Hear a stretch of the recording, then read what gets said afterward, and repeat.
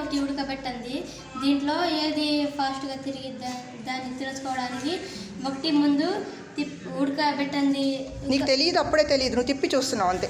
ఒకటి ఫస్ట్ తిప్పితే ఒకటి కొద్దిసేపే తిరుగుతుంది, ఇంకోటి తిప్పితే ఏమో చాలాసేపు తిరుగుతుంది. దాంట్లో ఏది